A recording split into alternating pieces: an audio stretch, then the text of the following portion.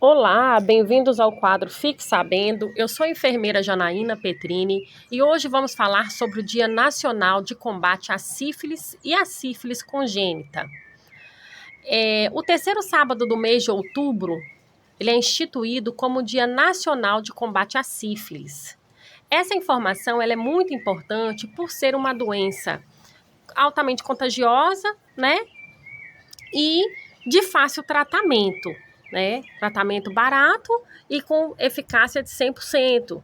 Então é importante a gente falar sobre essa doença porque as consequências dela são muito graves, principalmente quando se trata de uma sífilis congênita, ou seja, quando a mãe está doente, acaba ficando grávida e passa essa doença para o bebê através, né, da placenta. Então, ela transmite a doença para a criança em qualquer fase da gestação.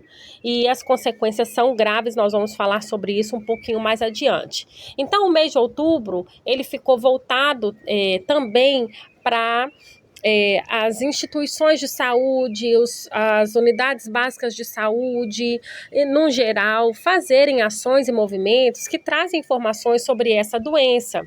Formas de transmissão, como é que se previne, sinais e sintomas, enfim. Então, enfatizar a importância desse diagnóstico e desse tratamento adequado da sífilis, né? Ele é de grande valia para a vida do indivíduo. A sífilis, ela é uma infecção causada por uma bactéria, tá? O nome da bactéria é Treponema pálido.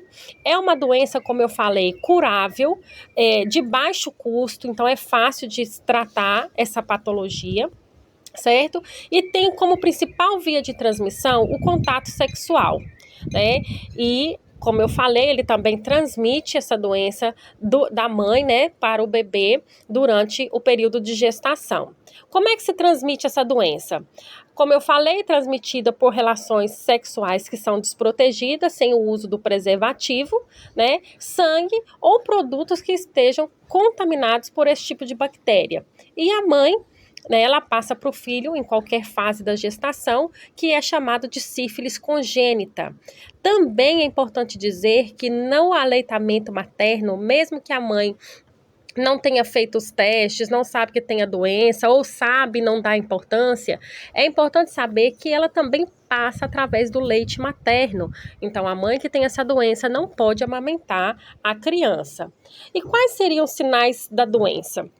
Os sinais eles vão variar bastante, porque existe a sífilis que a gente chama de fase latente, ou seja, os sintomas não aparecem, né? Eles ficam ali quietinhos, latente, dormindo, como se estivesse dormindo dentro do nosso organismo. Então, nós temos a evolução para outro estágio, que é o estágio da sífilis primária, que é o aparecimento de uma pequena lesão, né, na região, pode ser na região da genitália, né, no colo uterino, pode aparecer no ânus, até mesmo na boca. E é por esse local onde a bactéria ela faz a sua entrada e começa a se multiplicar por ali, causando, né, a doença, e você começa a transmitir essa doença para o seu parceiro ou para as pessoas que você se relaciona, certo? Através do contato direto aí com essa lesão e com essas secreções, né? A pessoa pode apresentar febre, íngua, né, que os pontos, os linfonodos, eles começam a ficar inchados, então, apresentando as ínguas. Tem a sífilis secundária, né, que no caso, esses sinais e sintomas, ele aparecem depois de 6 meses, né, do aparecimento da ferida, né, inicial.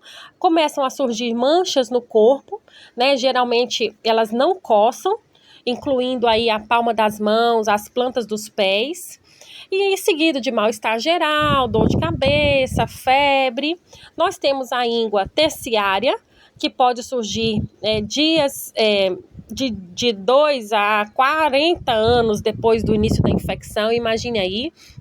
né? Então, os sinais das lesões cutâneas, elas já estão mais avançadas, podendo aí atingir os ossos, a região do coração, afetando a questão neurológica também, né? Então, a pessoa, ela pode ter a doença, por ser uma doença com várias fases, com vários estágios da doença, e tem indivíduos que não manifestam sinais e sintomas, você pode ter a doença a vida inteira e não saber, e não manifestar os sinais e sintomas. Por isso a importância da gente estar fazendo os nossos exames de sangue com rotina, né? Existem testes rápidos para essa doença, não só para sífilis, mas também nós temos para o HIV, para hepatite B, enfim.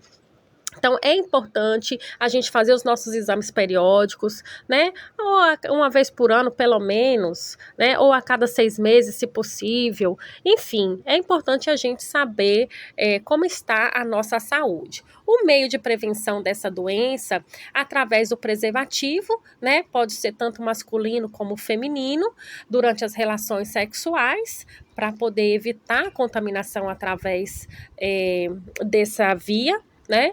O tratamento, como eu falei, ele é feito com um antibiótico de baixo custo, você consegue fazer o tratamento certinho, né? Até porque a gente também não pode interromper o uso da medicação, justamente para poder ela não ficar uma doença que você tratou pela metade, você acaba se reinfectando novamente, né? E a gente precisa pensar que nas formas mais graves da doença, como na fase terciária, por exemplo, o não tratamento pode levar à morte.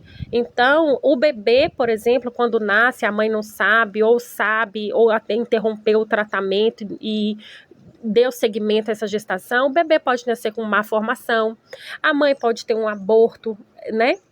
Devido à doença. Então, assim, várias sequelas podem deixar cegueira, surdez. Então, assim, várias consequências podem acontecer com o bebê que nasce com a doença vindo transmitido por essa mãe. Então, a nossa dica do dia é cuidado, evite excesso, vários parceiros, né?